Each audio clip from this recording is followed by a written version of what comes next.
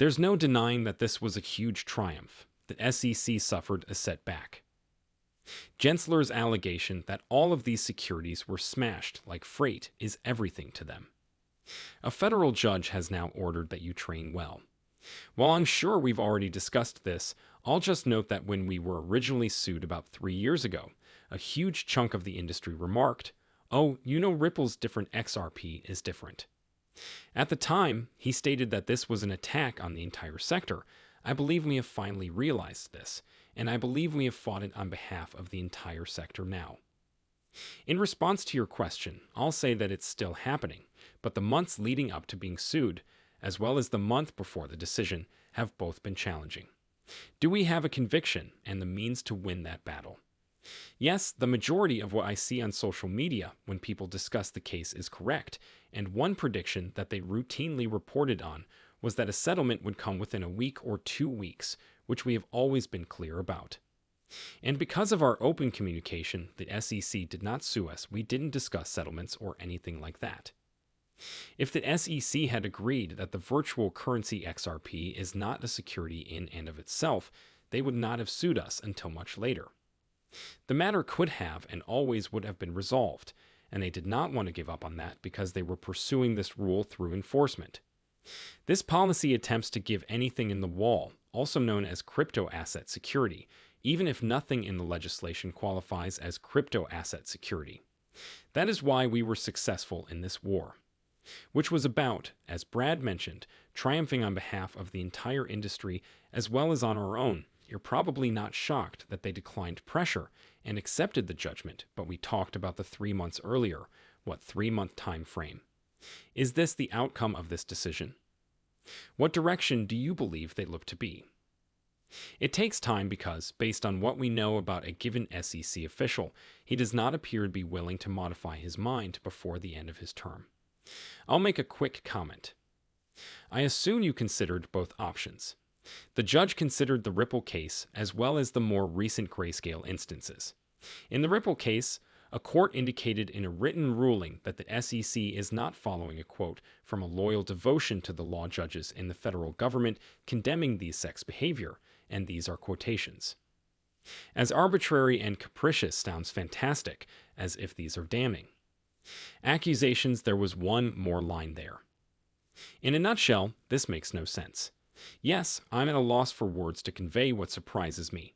The most intriguing aspect of your inquiry is that, as you are aware, there are now 2 of them. Last week, the chair, Harry Gensler, testified before Congress about the SEC's credibility-damaging occurrences. He upped his stake, it's nearly all of it, I believe, last Wednesday. Right, we won't be concerned about anything that happens out here. We will continue to argue that they are all securities, even though we have been accused of being arbitrary. They're all in one spot, and it almost appears like a twilight zone. What is happening in the actual world? In a serious, true sense, I'm living in whatever Elizabeth Warren is writing, but in the real world, I'm living in the judges, so what is he eating for? Thankfully, we have a legal system. It may take some time, and it may cost well over $100 million over 3 years, but we did accomplish a better result, and I believe it will be significant as a precedent for the entire industry, as you said. I suppose the SEC never applied to the way we test, and previously, they settled a large number of cases, which they like to portray as victories. This is what our case demonstrated. Those, in my perspective, are not victories. They simply pocket it because they wield too much power and citizens cannot afford to oppose them, according to the SEC. However, I was exposed to the truth that if you want to truly apply how we test real-world facts, you're not going to win, and I believe they were surprised when they were questioned on how we test real-world facts. According to the decision, speculation is not an investment, and there cannot be a single company if there is only one shared interest. In fact, there must be a financial commitment, thus there is a single company. When you use cryptocurrencies, you do not invest. To compensate for charitable contributions or developer gifts are thus exposed as a result of being pushed through the whole components, and they lose sight of the fact that a security made both an investment, a contract, and an asset at the same time is unfounded, but in reality, we follow the law because one of the initial points Stu gave was so important that I'd want to add one more item to this list. Gary Gensler has stated publicly that they are successful in these cases. In the only situations in which they lost lawsuits owing to a settlement, the case is won by the plaintiff exactly. If supplements are not a win, I agree. Instead, a bully enters and says that you submit to him, or I will carry out these actions. Few people have the bravery or resources to stand up to Hitler. Grayscale is not something I recommend. I am aware that Brian Armstrong will be performing tomorrow, and Coinbase is putting forth a valiant effort. Furthermore, you must oppose bullying, and based on what Stu says, I feel that when you face them, they are losing, and he will say, see, they're winning, and they're doing these things if he accepts your invitation to be on stage. We have a market for when I'm going to be subpoenaed on stage, but good luck with your submission. I mean, well, I'll put the notion to the test. In reality, Stu and I met with a large number of people yesterday while in Washington, D.C. How many of our elected officials believe that SEC is overreaching? One of the inquiries we receive. Yes, they'd frequently believe Gary Gensler is not faithfully upholding the law. Republicans are hardly the only ones. Not only Republicans are too responsible, but so are we, and this should be a completely bipartisan issue. Yes, we indeed have nothing to do with this. What the law specifies, is this the topic? And are they following through on that? To put it another way, I believe the SEC, particularly Gary Gensler, is chasing power. He intends to seize it. He is, indeed, not advocating wisely. Ideas, and I believe we have a substantial number of political officials who have praised us for resisting the SEC. Yes, elected officials have begun to Twitter as well. You have my gratitude for taking on the SEC. That happens extremely seldom, but after we won the case, even elected officials tweeted that it was amazing. This is incredible, and it's because, in their opinion, authorities are going too far and pressuring businesses into submission. In any case, I'm somewhat skeptical of the underlying assumption that we don't, and we were, I believe, especially welcomed yesterday because it's the first time I've gone there since we won the lawsuit and, kind of acknowledged putting up a fight, and as you can see, I believe the tide has changed, and I believe that more judges will see. Other judges are, in a sense, disputing the testis's hegemony, and we've invited everyone to participate. The conflict here is the coin-based route. Again, I give him a lot of credit, but when you look at what they're doing, you can see that they're following the Ripple path for how to win a case against the SEC. Can you communicate with the SEC? Or are you locked in this never-ending cycle of waiting? Is it feasible to talk to some SEC wings and then take them to court? How does that relationship look from afar?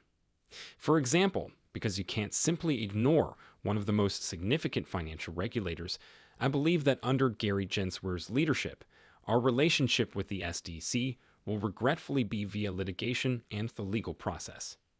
Consider how I was raised to be a lawyer and how I spent my whole career practicing law in New York City. You didn't fight until I joined Ripple. The regulator will apply every available leverage. They will go all the way to the limit, but they will stop short of crossing it.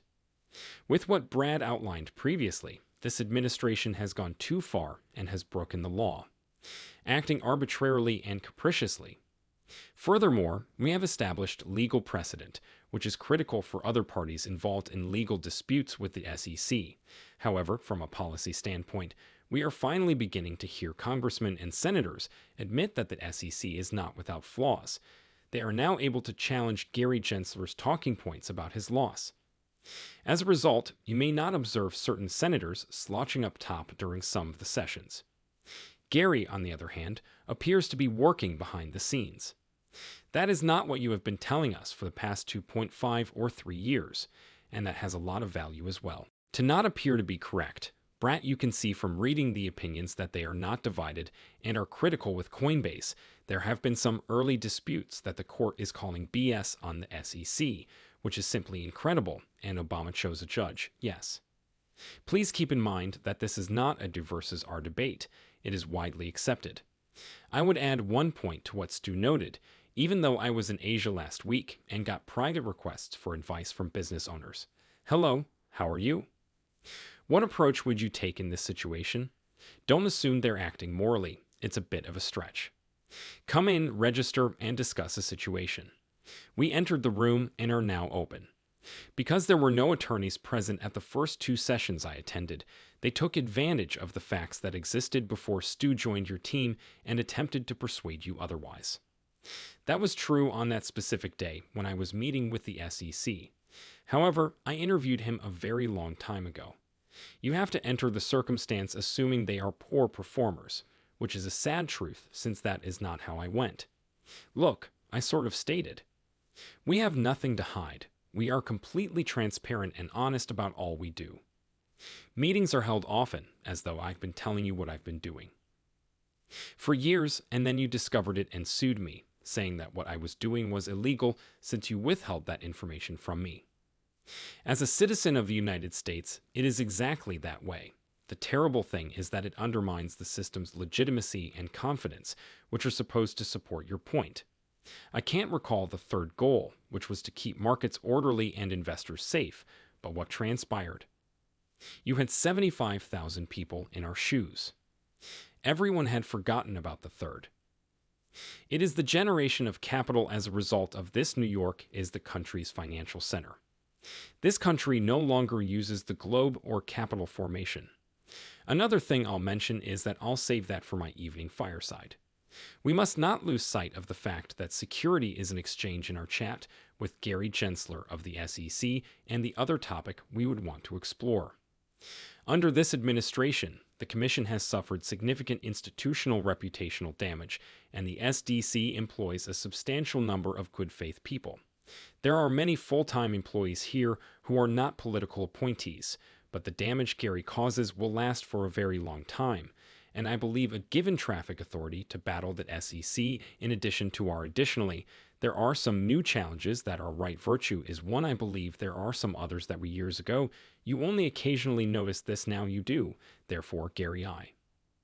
Assuming that the takeaway is that if you work for the SEC and behave in good faith, you acknowledge that you will be unable to restore the damage Gary has done to this organization once he leaves, which has gravely compromised this commission's institutional and fundamental credibility.